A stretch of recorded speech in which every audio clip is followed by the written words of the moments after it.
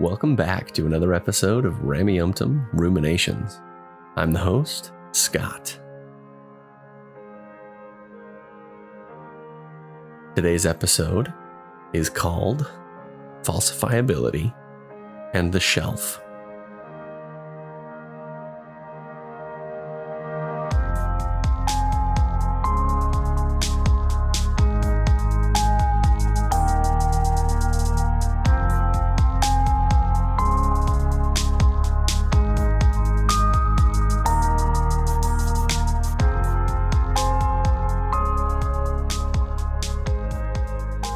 Thanks for coming back to listen to another episode. I appreciate you guys listening and liking, subscribing, and following along with the crazy ideas that bounce around in my head.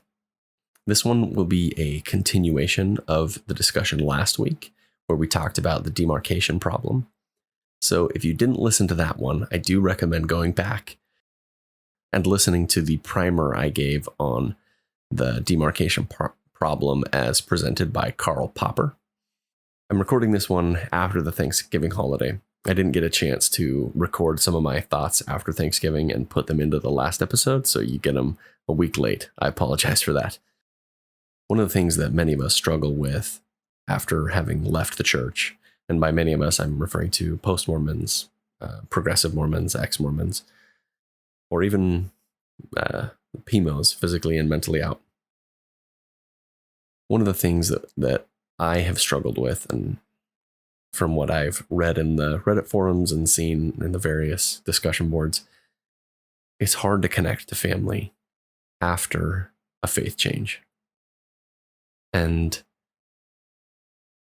this holiday was particularly hard for me for a number of reasons. I won't go into all the details, but the day after Thanksgiving, I took my family to see the new Disney movie Encanto. And I'm not ashamed to admit that I typically, if a kid's movie is really good, I will usually cry at the end. I've always been an emotional guy, and that's just who I am. Oh man, when I saw Encanto from the very beginning of the movie, it resonated so much with me. And watching the movie was a very cathartic experience, but it also left me really sad because the resolution that they have at the end of the movie is something that may never happen for me and my family. So it was a bittersweet movie to watch, but I did really enjoy it. I hope that you guys had a good holiday with your families. And I do have an upcoming episode. Maybe this will be next week, but I do want to talk about interacting with our families after a faith change. I had a listener reach out and ask me an awesome question about it, and I answered him, and it got my mind working on a possible episode that might be good going into the holiday season. That all being said, let me jump into this one. For a quick recap, Karl Popper presented the demarcation problem as a way to solve something that he saw with inductive reasoning. That is to say, inductive reasoning is you observe a thing, notice a pattern, create a hypothesis, test the hypothesis, and then develop a theory. The deductive reasoning or deductive logic on this is you do it almost backwards. You create your theory and your hypothesis, then you observe it for a confirmation of whether or not what you said was right or wrong. Now, last week's episode, I discussed the shelf a little bit, and I discussed specifically some of the truth claims of the church, the articles of faith, and which ones can be falsified and which ones can't. Today, I want to talk about this same idea, this falsifiability, and examine the shelf. And the way I look at the shelf, I think would be helpful for a lot of people. When I think about the shelf, and I guess I'll back up just a little bit. Many people who have left the church or are still in the church have this metaphorical shelf. If it's a term you've heard but you don't understand, I'm going to give you a brief explanation of what it is. The shelf is the metaphorical place where you put concepts or ideas that don't line up with your worldview. As a believing member of the church, this could be learning about the age of the earth and how that's incongruous with scriptures. It could be learning about the history of the church with blacks in the priesthood. And if you disagree with how that was handled, that item might go on the shelf. So I want to examine the shelf and think about how we might categorize the different types of things that we can put on the shelf. Because I think if we look at it and try and break down the different items that belong on the shelf, I think that both a believer and a non-believer can come to a discussion together about these items. So here's how I look at it. And this is leaning on Karl Popper's Demarcation. The items on the shelf can clearly fall into two categories: falsifiable and non-falsifiable.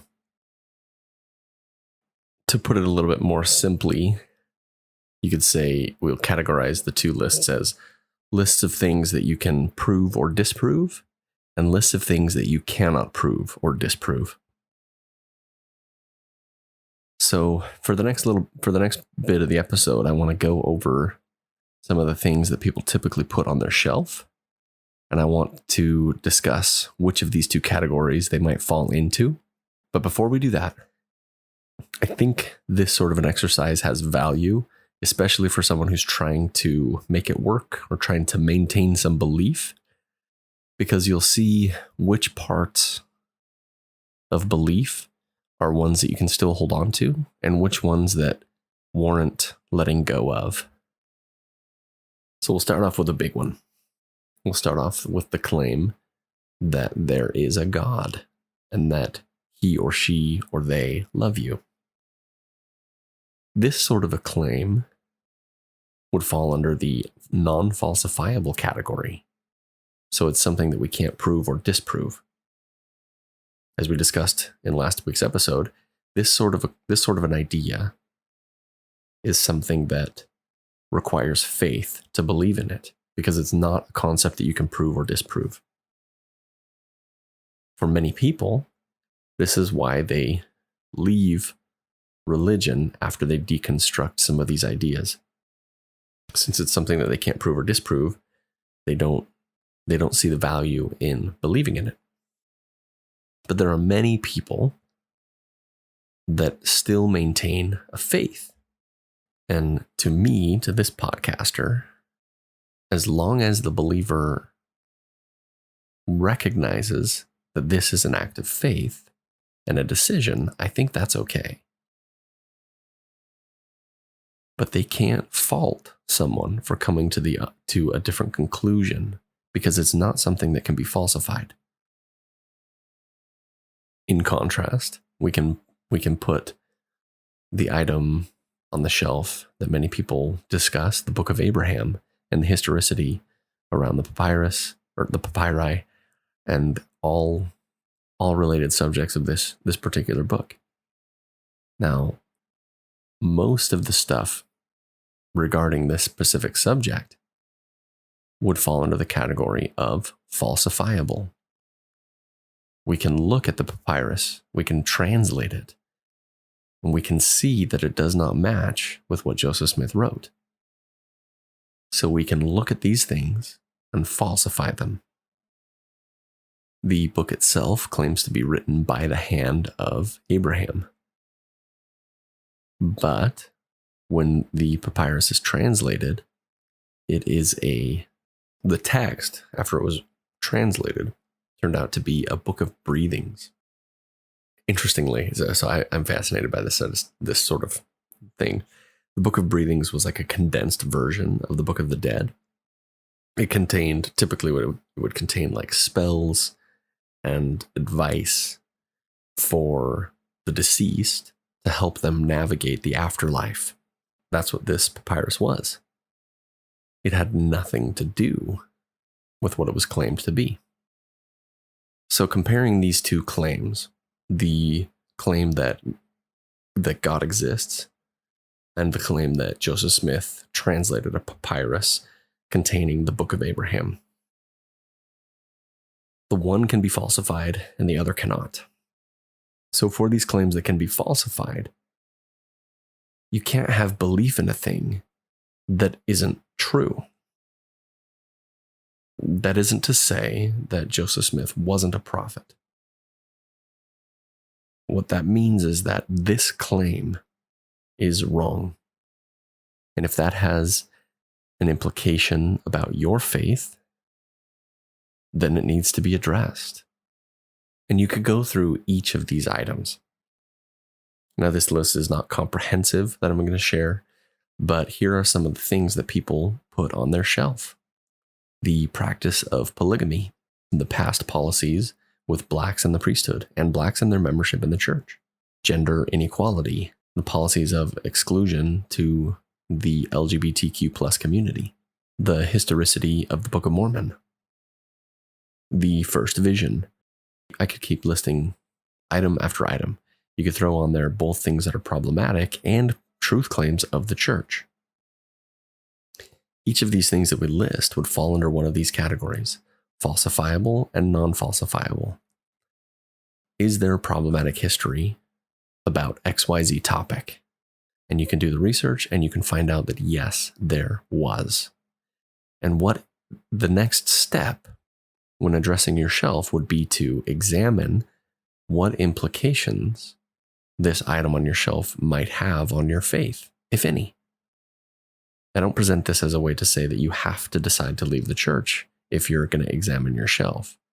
But if you are examining your shelf, I think it's helpful to categorize them this way. Because faith in something such as the first vision, something that we can't falsify, yes, there are aspects of it. I know there's going to be listeners that might have a different opinion on this, but there are aspects of it that you can doubt the authenticity of. But since we can't be there to witness them, we can't falsify them. This is the same reason that historians don't touch the miracles of Christ. These are things that are attested, but they're not things that we can go and falsify, whether they happened or didn't happen. The same thing with most of the miracles throughout the Old Testament.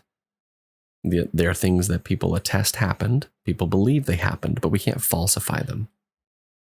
By definition, a miracle is something out of the ordinary or supernatural. And since we don't have recordings or eyewitness accounts of these things, we can't disprove them. So they would fall under the non-falsifiable category. If the listener goes down through the items in the CES letter or in Letter to My Wife, I think it's fascinating. The majority of the items on these lists are falsifiable. It's the Book of Mormon historicity. It's the Book of Mormon translation issues. It's the Book of Abraham. It's the practice of polygamy and polyandry. It's the Kinderhook plates. It's the priesthood restoration.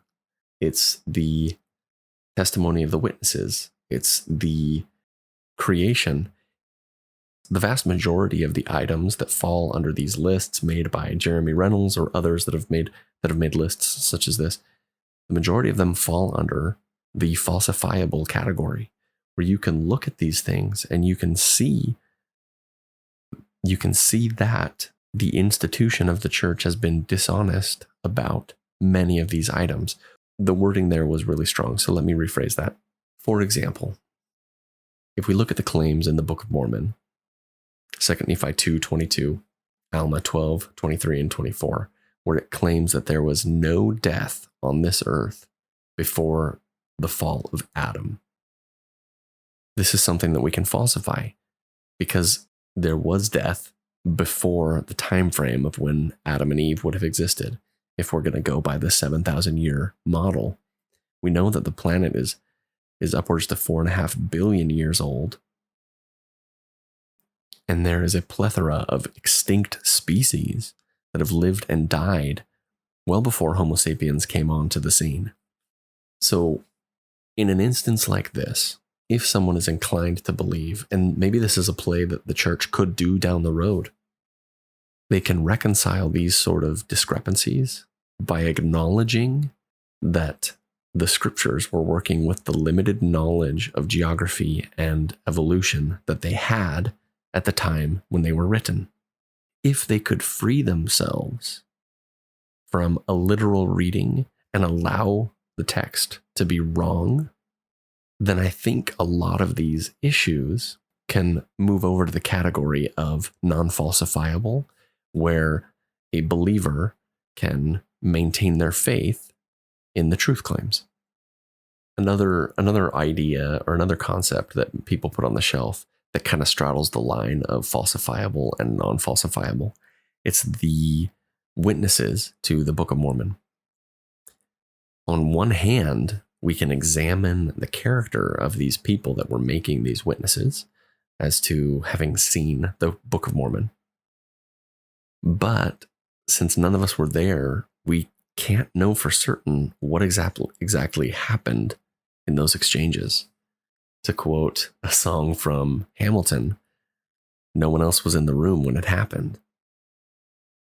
That isn't to say I'm saying these things did happen. I'm saying that we can't know for certain what took place in these exchanges.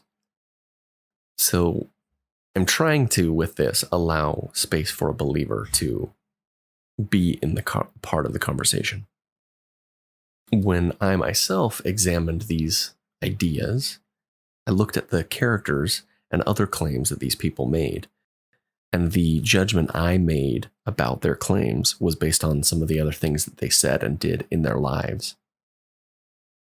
Another claim that straddles this fine line between falsifiable and non-falsifiable is the whole translation process. Yes, we know that Joseph Smith was involved in money digging, and he was involved in glass looking. For those that aren't familiar, that's when he put the rock in the hat and he would divine where things were hidden, buried treasure or gold mines and the like. Now, the allowance that I'm going to make here is I don't know if he actually saw things on the stone when he looked at them. I don't know what he believed and didn't believe about the translation process.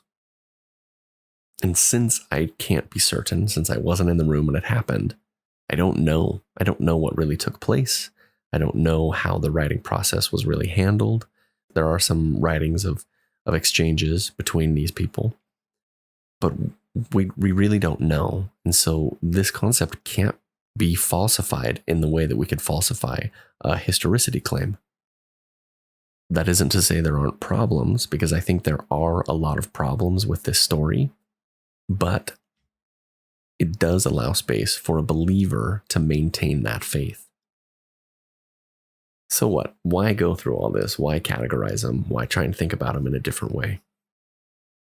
Here's where I think both a believer and a non-believer might find value in an exercise like this.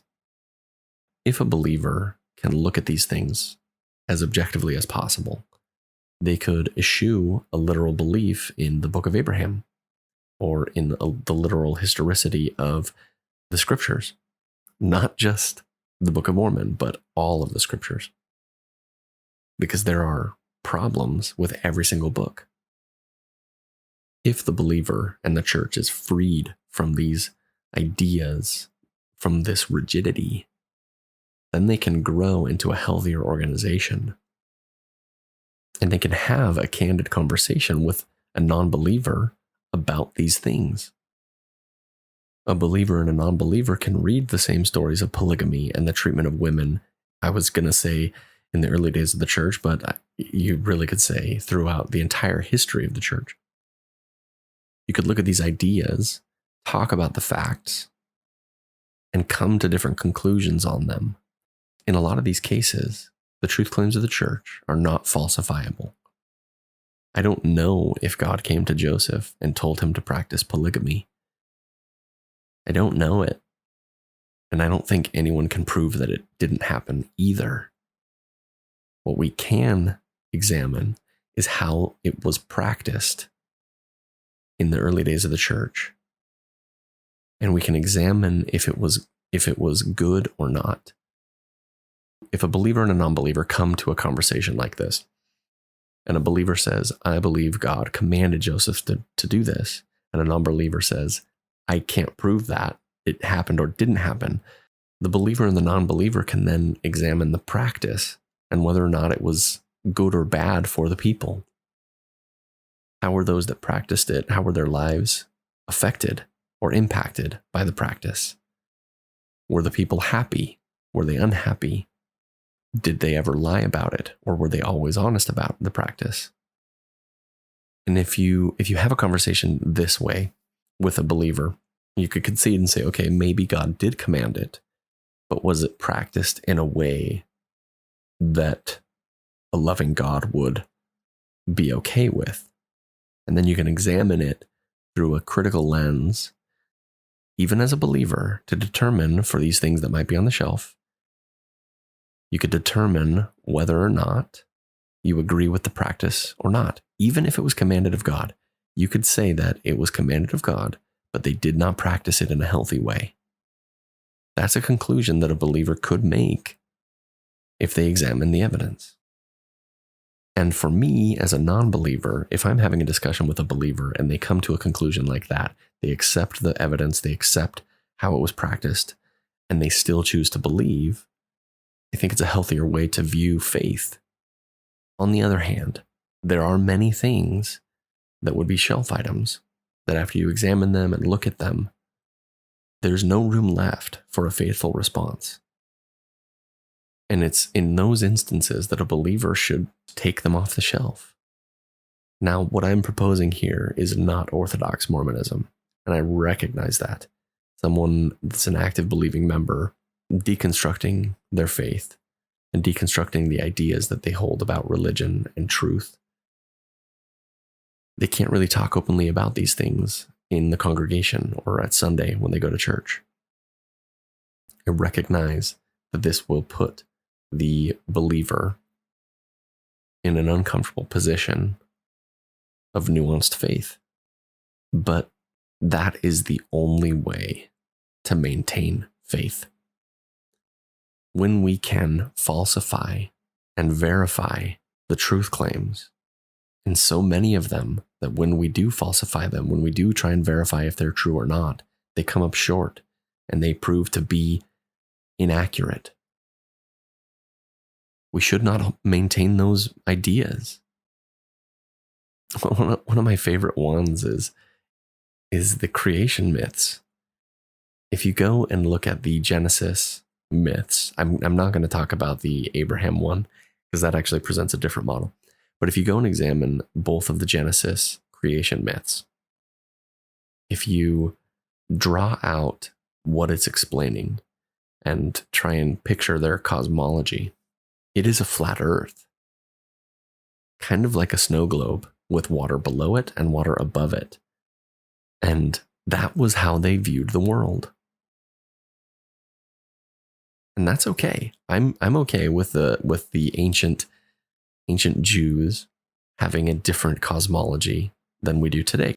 They didn't have the countless scientists that have proved that it's round before them to give them that information. They weren't working with the best knowledge that they had to develop this cosmology. So then the question I have, when we go and we look at this, the age of the earth and the creation of the earth, why do we have to hold to 4,000-year-old traditions about how the earth was created, when these are things that we can falsify and examine and learn about? And then the reader can look at these myths from a different lens and try and take spiritual value from them without looking at it literally. I've quoted Joseph Campbell before, and I've mentioned that I love just about everything that he's written, but here's a great quote from him from the book, The Hero's Journey. And he says, I don't see any conflict between religion and science. Religion has to accept the science of the day and penetrate it to the mystery.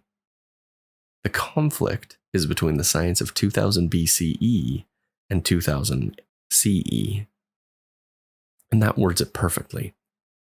Where a religion has power, it's into the mysteries of life. It's into the lessons of how to be a good person and what is important to a culture or a community.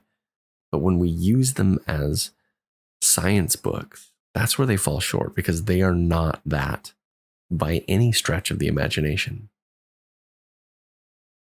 I'll cite one more quote by him just because he's awesome, and I think it illustrates the point here. If someone is trying to maintain belief and be a nuanced member of the church, I think this next quote by Joseph Campbell is essential. This one comes from the Houston Chronicle back in 1986. The article is called Cultures Linked by Man's Ideas. And here's what he says. It says, if myth is translated into literal fact, then myth is a lie. But if you read it as a reflection of the world inside you, then it's true. Myth is the penultimate truth. If we look at it not as literal, if we free it from a literal interpretation and look at it from a new lens, then we can still learn from these stories. Then we can still be disciples of Christ and follow after his teachings because they were excellent. Love your neighbor, do unto others as you would have them do unto you, and to forgive other people freely. I mean, these are really valuable lessons. And if we look at these stories and free them, as I said, from a literal interpretation, we can learn from them and become better people. And if a believer decides to maintain a faith for many of the claims, that's okay. But I think they need to be freed and liberated from a literal interpretation of many of them. Because when we examine them, a literal interpretation does not stand up. I've chatted for way too long. For me, I love talking about church history and religion and theology because it's fascinating. And I have learned so much from different theologies. Here's the point that I'm trying to put across. If someone is actively examining their shelf, I think if we put them into two separate categories, falsifiable and non-falsifiable, we can determine which things still have a basis for faith, where a believer might still look at these items and say, I choose to believe, even though it's something that can't be proven or disproven. But for the items that are falsifiable, then we can look at them, re-examine the beliefs, and adjust them to be healthier for the entire organization. And that's what I'm suggesting here. Better understanding, better communication between a believer and a non-believer. Thank you so much for listening today. If this is content that you guys enjoy, I would greatly appreciate reviews, like it, subscribe to it on whatever podcast streaming app that you use. That helps get the word out and it helps more people find this. And as always, I hope that you have an excellent day.